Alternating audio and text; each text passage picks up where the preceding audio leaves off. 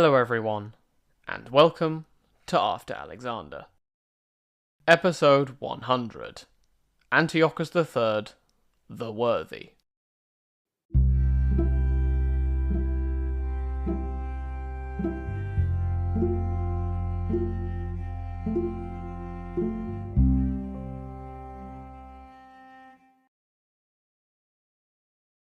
For the first time since episode 68, we have arrived at the end of a monarch's reign. As per our tradition, we're going to recap everything that's happened in the years between 223 and 187 BCE. We will then give our 6th Seleucid ruler a modern 21st century epithet. After all, it strikes me that his current epithet of the Great doesn't really leave itself open to nuance. With that said, let's wind the clock back almost 4 decades. We introduced Antiochus III in 223 BCE, upon the assassination of his elder brother Seleucus III during his Anatolian campaigns. Our new king was facing a far from enviable situation. The Anatolian provinces were, essentially, under the command of Antiochus the Younger, a great-grandson of Seleucus I via a younger branch of the family. After Seleucus III died, Antiochus would in fact declare himself king and rule over the entirety of Anatolia. Meanwhile, the eastern provinces were a mess. A general called Molon was in rebellion around the area of the Tigris and Euphrates, in the centre of the empire. In addition, Bactria and Parthia had all but fallen away from the Seleucid sphere of influence. The Bactrians were being ruled by a satrap called Diodotus, who had drifted away from the Seleucid orbit. The Parthians had taken over from a satrap called Andragoras, who had declared independence from the Seleucid crown. In addition to all of this, the Seleucid dynasty was, with the exception of the rebel Antiochus the Younger, down to just one man. Antiochus III was all there was. As you can see, far from enviable. However, after a bit of a rocky start, Antiochus began to claw it all back. In the first instance, the main threat was Molon. Forces were initially dispatched to eradicate him, but Molon won convincingly while Antiochus III was off in the Levantine area. It took the personal presence of Antiochus III himself to finally deal with Molon. While he was there, Antiochus also took the opportunity to assert his authority in Media. The next threat was Hermias, the king's minister. He was hoping that Antiochus III would die in his eastern campaigns, and Hermias would thus have control over the king's new infant son, who would have become Antiochus IV. However, Hermias met the business end of a dagger thanks to Antiochus's advisors, who had a bone to pick with the powerful minister. With that done, Antiochus swung his focus southwards towards Egypt. At the time, Egypt was being ruled by Ptolemy IV, who is mainly noteworthy in our narrative for 2 things. First, he was the first Ptolemaic pharaoh to both marry and have a child with his full sister, the Queen Arsinoe III. Second, he carried out a brutal massacre of his brothers and uncles in 221 BCE. This homicidal pharaoh was now the target of Seleucid aggression. Antiochus initially had some success and took back Seleucia in Pieria. However, that would end up being one of the only bright spots. This is because the Egyptians defeated the Seleucids at the Battle of Raphia, and the 4th Syrian War ended up being a Seleucid defeat. For now though, the West was not the only theatre of operations to contend with.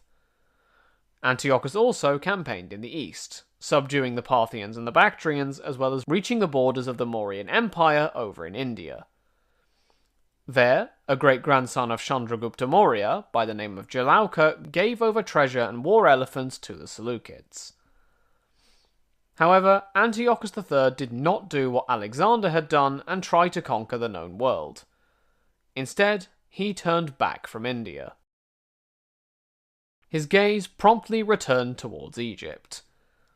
Ptolemy IV died, leaving behind a sister widow, it's weird to say both of those in the same breath, and an infant son, predictably called Ptolemy V.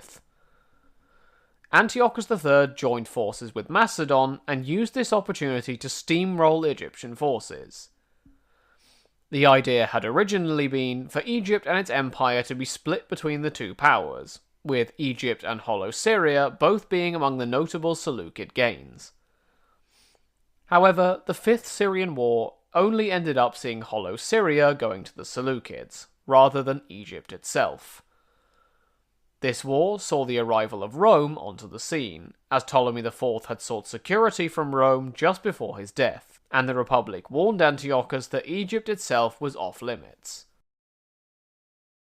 It was this antagonistic relationship with Rome that would define the rest of the reign of Antiochus III. The specific source of friction that ultimately led to war came about when Antiochus III moved Seleucid ambitions west. He moved them specifically west of the Hellespont and into Europe, trying to set the old city of Lysimachia up as a restored Seleucid power base. After Greek cities appealed to Rome, the Roman Republic made it very clear they expected Antiochus to remain in Asia and that Europe was to stay free of Seleucid interference. Rome thought that any of Philip V of Macedon's territories taken from Egypt should go to Rome.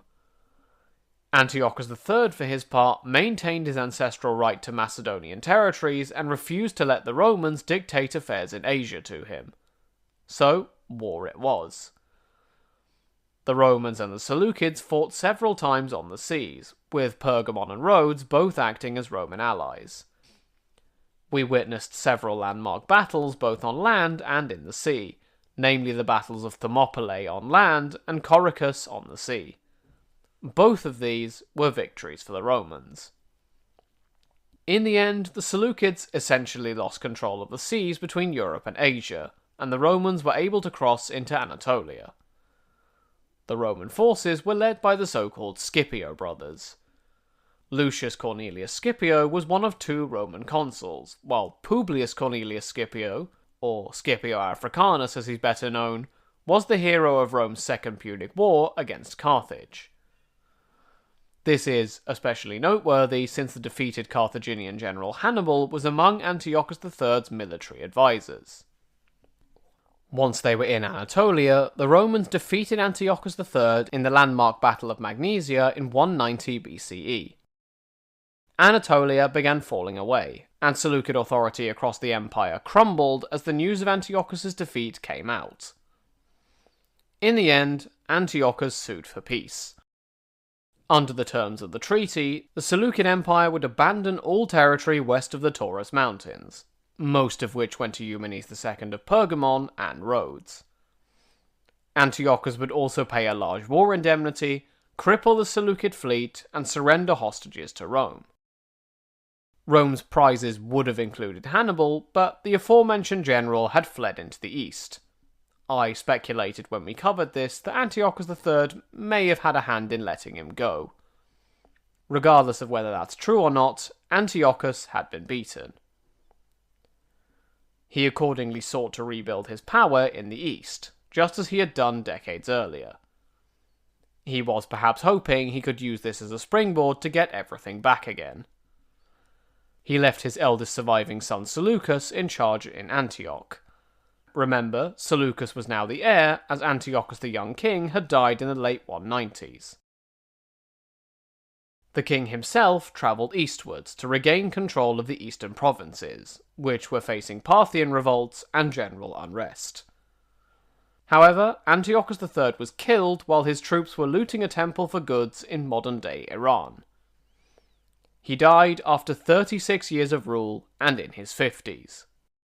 Compared to previous rulers, his tenure on the throne is pretty impressive.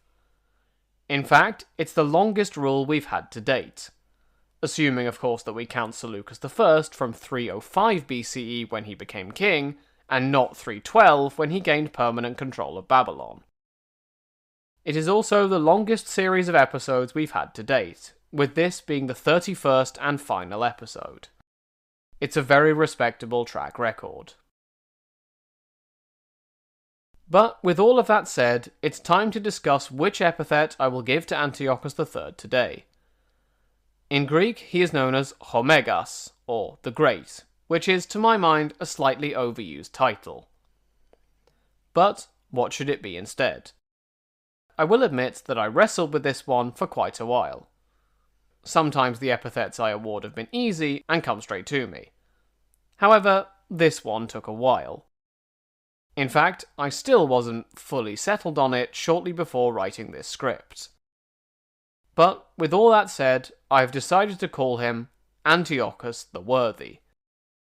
Why? Well, because I don't think he quite deserves the title of the Great. Rulers such as Alexander the Great are known for their unqualified success, and whether or not that's true if you look at other figures who are given this sobriquet, it is the common perception of the idea of the Great.